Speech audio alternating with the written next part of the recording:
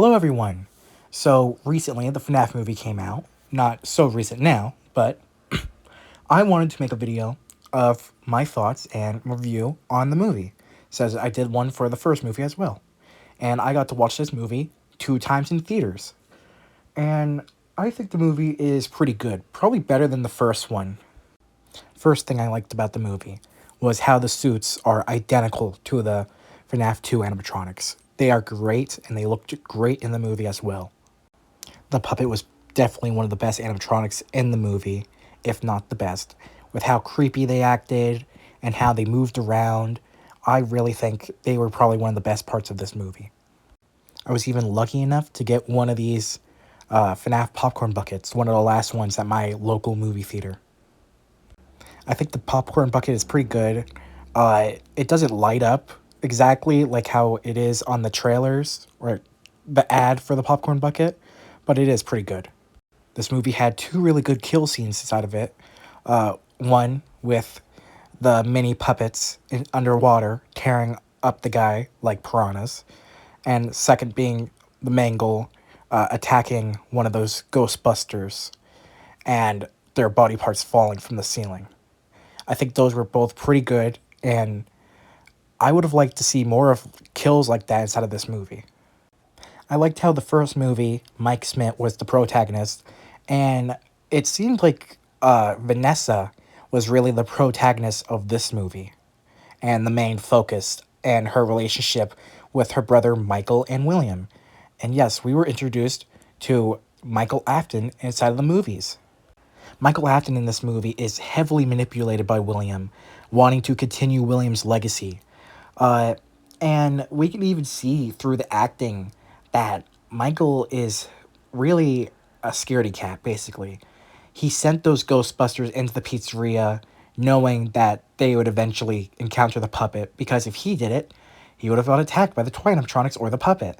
That's why he ran away after the Mangle attack.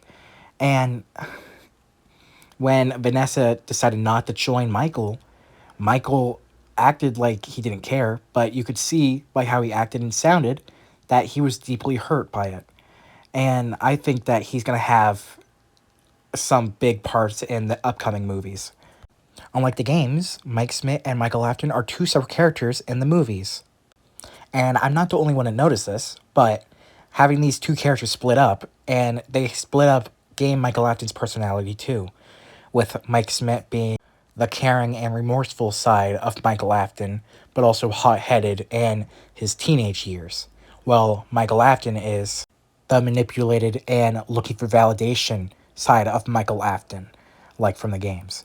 With both of these characters being split up in the movies, like I said, having their personality and characteristics split up as well, but in the games, put them together, and that's game Michael Afton.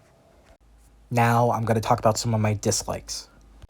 It was really disappointing to see how the toy animatronics didn't really have a lot of kill scenes, unlike how the trailer suggested they would. Michael Afton barely appeared in the movie, with him only appearing near the beginning and towards the end. He was a good character, and the acting was amazing. I would have loved to see more of him inside this movie, though, but I have a feeling that Scott's going to use him way more in the third movie or fourth movie. Finally, for some things that I just did not like inside of the movie, number one, how the Wizards in the movie, unlike the games, are separate characters than the OG animatronics. I did not care for that. I guess it makes sense for the movie universe, since Mike Smith became friends, technically, with the animatronics in the first movie, so why would they attack him in the second movie? But I didn't care for that. Second thing, JJ did not appear in the movie at all. Really disappointing about that.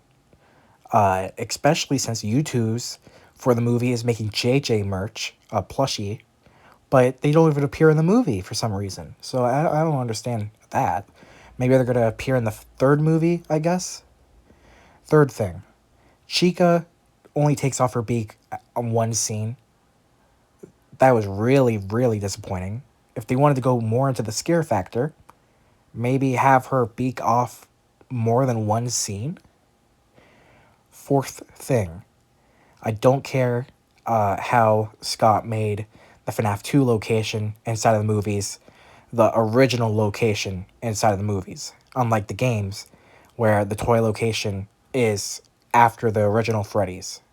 Now I'm going to talk about a little bit about Henry's speech at the end of the movie, where he is then disturbed and attacked by something, or something breaking into his house. My personal opinion is I don't think it's the puppet, because why would the puppet be going attack her father? I think the most likely option is that it's Circus Baby, since we actually got to see Circus Baby inside of the movie as a flashback slash dream scene. We also got our first look at Springtrap at the end of the movie, and that was really cool. If I had to guess what was going to happen in the third movie, I think after Springtrap is brought to the Fazbear Frights location, he's going to come in contact with Michael Afton. Springtrap's going to say, "Michael, you need to go to the bunker underneath our old house." Michael, being manipulated, he's obviously going to listen. He's going to go down there, and he's going to come to face with Circus Baby. The Fun Times will then escape the bunker and go across town doing mischief and all that. And Circus Baby will then have Michael Afton scooped. And this will be when Michael Afton realizes that he's been manipulated by William this whole time, where then he will have a redemption arc.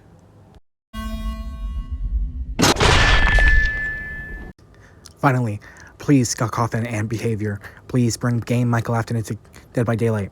Bring Mike Smith, Vanessa Shelley, Michael Afton, Henry Emily, and Jemiah as legendary cosmetics for Game Michael Afton. We need him in the game. There's a petition in the description, please.